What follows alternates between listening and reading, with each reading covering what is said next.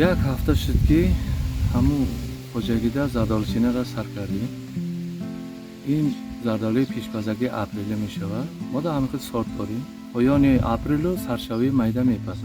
چینکچه همون پیش دوارو خودی بچورم.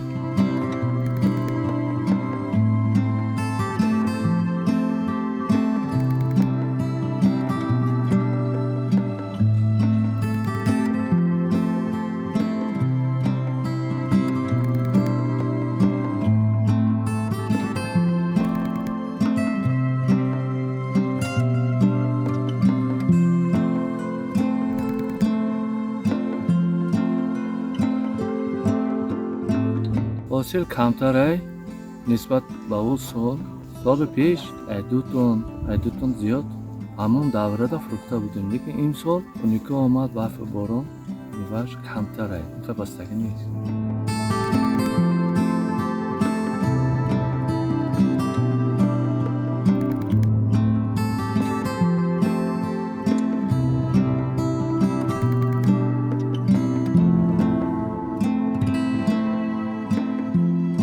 ما هر سال آمده همینجا این ناحیه قبادیان اپریلسکی زردالو را هر سال قزاقستان، مسکو، چلیابینسک، اوفا روی میکنیم.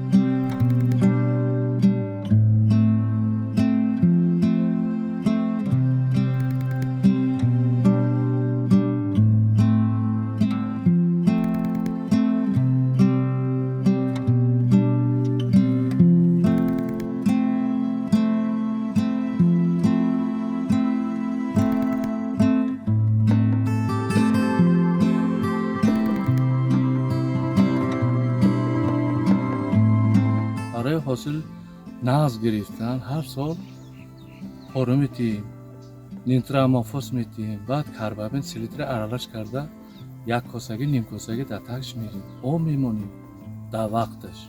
زمستان هم 2 بار 3 بار آب میمونیم.